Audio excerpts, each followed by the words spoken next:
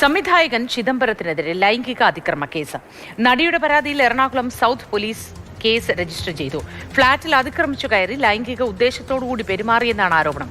2022 കേസിന് ആസ്പദമായ സംഭവം നടന്നത് എന്ന് പരാതിയിൽ പറയുന്നു. വിശദവിവരങ്ങളുമായി അരുൺ ശങ്കർ ചേരുന്നു.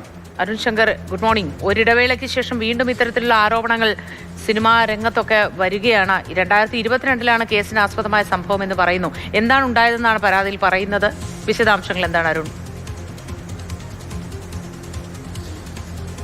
Good morning Moti. 2022 കേസിന് ആസ്പദമായ സംഭവം നടന്നിരിക്കുന്നത്. അന്ന് ഏളംകുളത്തെ ഫ്ളാറ്റിൽ അതിക്രമിച്ചു കയറിയെന്നും സ്ത്രീത്വത്തെ അപമാനിച്ചെന്നും ലൈംഗിക ചുവയോട് കൂടി പെരുമാറിയെന്നുമാണ് നടിയുടെ പരാതി. ഇതിന്റെ അടിസ്ഥാനത്തിലാണ് BNS 74-75 വകുപ്പുകൾ പ്രകാരം Ernakulam south police case register ചെയ്തിരിക്കുന്നത്.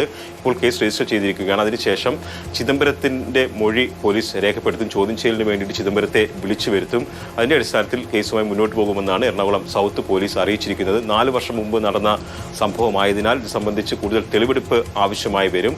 CCTV ദൃശ്യങ്ങൾ ഉൾപ്പെടെ ലഭ്യമാണെങ്കിൽ അതൊക്കെ തന്നെ പരിശോധിക്കേണ്ടി വരും. ലൈംഗിക അതിക്രമം കാട്ടി, അതായത് ലൈംഗിക ചുവയോടുകൂടി അല്ലെങ്കിൽ ആ ഉദ്ദേശത്തോടുകൂടി പെരുമാറി എന്നുള്ളതാണ് ഒരാരോപണം. അതോടൊപ്പം തന്നെ സ്ത്രീത്വത്തെ അപമാനിച്ചു. ഈ 2 വകുപ്പുകളാണ് കേസിൽ ചേർത്തിരിക്കുന്നത്. അടുത്ത ദിവസം തന്നെ ചിദംബരത്തിന് നോട്ടീസ് നൽകുമെന്നാണ് എറണാകുളം സൗത്ത് പോലീസ് അറിയിച്ചിരിക്കുന്നത്. 2022 നടന്ന സംഭവം ഇപ്പോൾ രംഗത്തേക്ക് വരാനുണ്ടായ സാഹചര്യം എന്താണ് അരുൺ?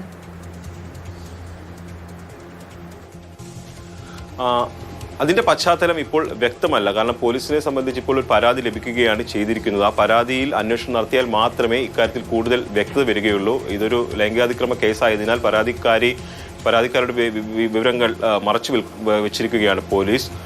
ഒരു നടിയാണ് എന്ന് മാത്രമാണ് പോലീസ് നൽകുന്ന വിവരം. ഏളംകുളത്ത് ഫ്ളാറ്റ് ഉള്ള ഒരു നടിയാണ്. അതിനപ്പുറത്തേക്കുള്ള വിവരങ്ങൾ പോലീസ് പങ്കുവെക്കുന്നില്ല. നിയമപരമായിട്ട് അത് പങ്കുവെക്കാനും കഴിയില്ല. എന്തായാലും അവർ ഇനി രംഗത്ത് വരുമോ എന്നുള്ളതാണ് ഉറ്റുനോക്കുന്നത്. എന്നാൽ മാത്രമാണ് ഇക്കാര്യത്തിൽ കൂടുതൽ വ്യക്തത വരികയുള്ളൂ. കാരണം 4 വർഷം മുമ്പ് നടന്ന സംഭവത്തിൽ എന്തുകൊണ്ട് ഇപ്പോൾ പരാതി എന്നൊരു പ്രധാനപ്പെട്ട ചോദ്യമുണ്ട്. പലപ്പോഴും ഇത്തരം കേസുകൾ കോടതിയിൽ എത്തുമ്പോൾ ഈ വൈകിയുള്ള പരാതി ചിലപ്പോഴൊക്കെ തന്നെ ആരോപണ വിധേയർക്ക് അനുകൂലമാകാറുണ്ട്. അപ്പോൾ ഇക്കാര്യങ്ങളിലൊക്കെ തന്നെ വിശദമായ അന്വേഷണം പോലീസിന് നടത്തേണ്ടി വരും. പഴുതടച്ചുള്ള അന്വേഷണം നടത്തേണ്ടി വരും.